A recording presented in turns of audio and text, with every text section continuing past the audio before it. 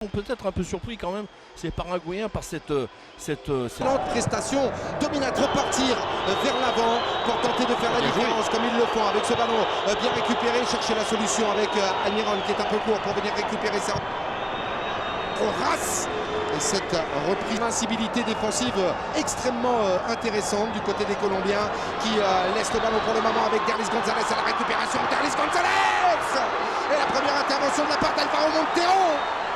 Qui est extrêmement intéressant après un peu plus de 5 minutes de jeu dans cette ensemble de partie. Ils n'ont pas de choix de toute manière avec Miguel Almiron, la récupération, la frappe de la incontestablement Miguel Almiron, le joueur de Newcastle.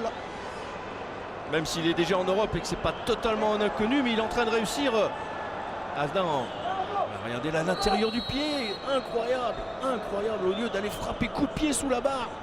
Bien récupéré, ça va pouvoir repartir avec Edwin Cardona qui a mis sur le côté gauche Luis Diaz à la récupération. Il a bien joué, mec et contrôle une nouvelle fois dans la défense du Paraguay. Le centre de la part de Cuadrado, petite déviation sans problème pour Roberto Fernandez.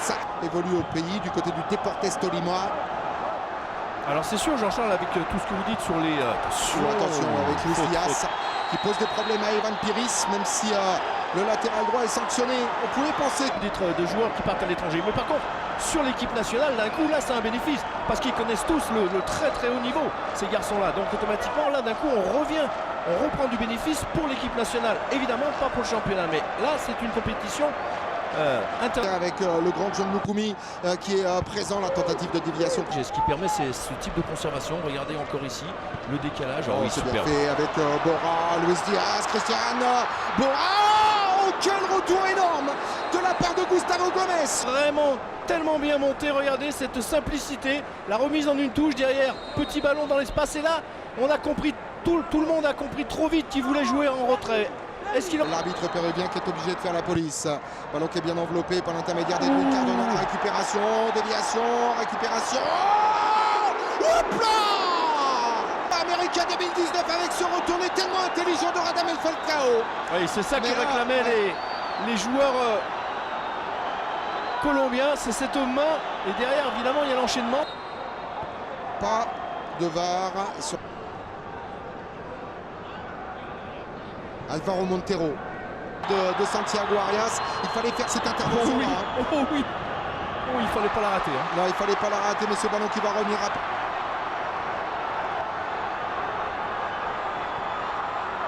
De réparation, danger! À l'ouverture du score pour la Colombie. Avec ce travail énorme à la base, il y a la présence de Santiago Arias.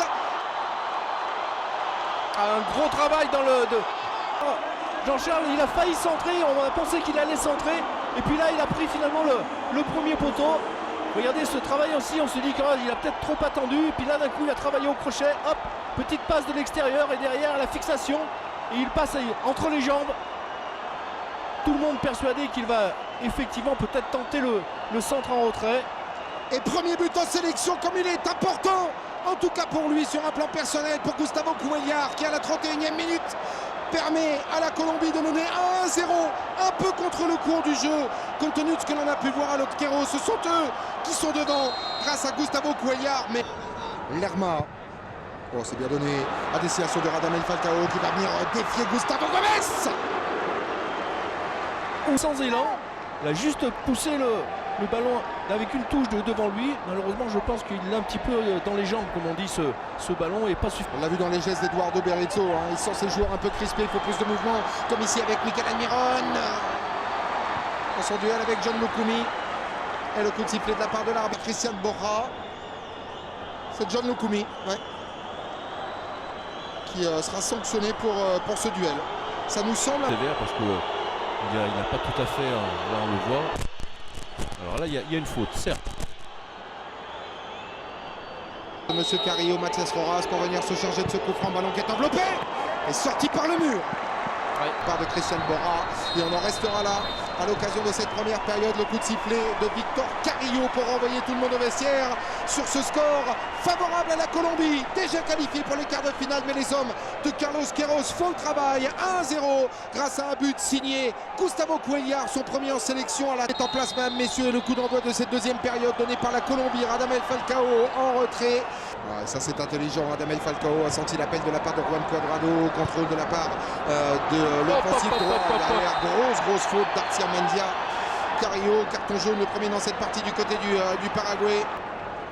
Il fait signe que c'est un duel à l'épaule, mais c'est une véritable poussette dans le dos. Il s'occupe absolument pas du ballon. C'est une charge. Qu'est-ce que c'est dommage de faire cette faute là, parce que en plus à la course il est Borja, ça développe bien. Ça développe bien pour trouver les espaces et l'expérience colombienne. C'est là qu'on la voit avec le centre. Oh, de la part de Christian Borja et l'intervention de l'arbitre pour une. Mais quand même pas simple. Il fait attention. Il y a de la place dans Falcao. Ouais. Oui, dommage. Donc quelques centimètres dans la récupération de Luis Diaz. Attention, Rodrigo Rojas qui ne contrôle pas cette balle. Jefferson Lerma intelligente. Non, avec ce ballon récupéré, Rames sur la surface de réparation, la panique totale du côté des Paraguayens. C'était un ballon perdu à 20 mètres de la. Ça c'est la faute, mais c'est pas ce qui nous intéresse. Ce qui nous intéresserait, ça serait ce qui s'est passé avant. Voilà, sur ce ballon perdu par Rodrigo Rojas. Vous voyez, à gauche, regardez, il y a la possibilité du décalage. Alors, on ne le voudra pas trop parce que sa frappe est bonne, il a la place pour frapper. Et là, on pensait que Rames avait peut-être été victime d'une obstruction au moment où il va revenir une nouvelle fois. La récupération avec le grand pont réalisé. Rames! Comme le disent les Colombiens, on se charge. Rames Rodriguez, toujours ce monde-là, dans la surface de réparation. Roberto Fernandez! Sur cette tête de Christian Borja. Même si sur le fond, évidemment, Jean-Charles, il n'y a rien de honteux quand on a la Colombie et l'Argentine. C'est sûr. Carlos Gonzalez. Ça fait plus d'une heure qu'ils attendaient cela. Une tentative intéressante sur la cage d'Alvaro Montero. Ouais, je disais que je suis toujours un peu surpris quand même de voir que Cardozo reste sur le terrain. On l'a fait. Avec Edwin Cardona et la sortie de zone avec Gustavo Gomez. Ballon dans les pieds et ça repart une nouvelle fois. Rames Rodriguez, l'extérieur de Rames, deuxième poteau. Luis Diaz. Il est somptueux ce but à la 68e minute pour propulser sur la lune cette formation colombienne qui fait le break. Grâce à lui. Au physique, donc de la présence dans les courses, dans les appels. Regardez, il a totalement oublié au second poteau. Diaz, le contrôle, la demi-volée. Et évidemment, quel extérieur de Rames Rodriguez. Passe. Formation sud-américaine, Luis Diaz. Récompensé. Qu'il allait utiliser le dédoublement qu'il avait dans sa décision. Et titre. Qui éventuellement pourrait susciter, vous voyez, ce ballon qui lui rebondit sur le bras. Oui, bien vu Pat. Bien vu effectivement. Il doit le savoir. Oui.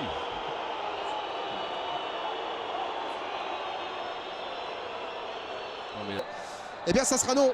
Manifestement, faute de main. Non. Faute de main. Annulé. Ouais. But qui est invalidé par la VAR. Petit contrôle, une petite touche avec l'intérieur du pied, la demi-volée, mais si le... Rames Rodriguez, la frappe de Rames Rodriguez.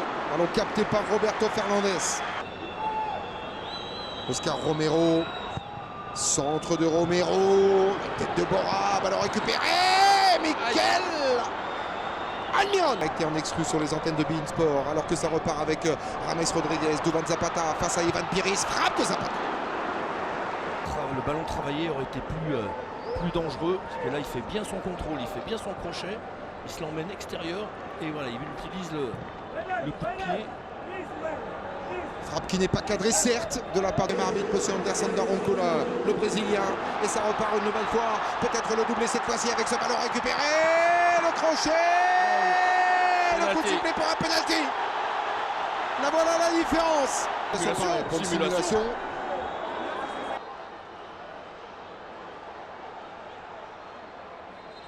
Non, pas de pénalty, c'est une évidence. Ouais, c'est une évidence. Lui qui pensait avoir inscrit son premier but en Copa América, ça ne sera pas le cas.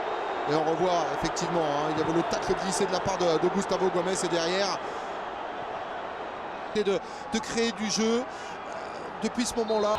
Trop entamé physiquement. Oscar Romero, ballon qui est enveloppé, pris de la tête par Gustavo. Ouais, l'un des derniers ballons. Et le coup de sifflet final. Victoire de la Colombie, 1-0 grâce à un but signé Gustavo Cuéllar à la 31e minute. 3/3 pour la formation de Carlos Queiroz. Et élimination pour la deuxième fois consécutive après 2016. Le Paraguay sort de la Copa América en phase de poule. Aujourd'hui, les hommes d'Eduardo Berizzo n'auront pas été au niveau, Patrice, pour faire la différence, même face à une formation.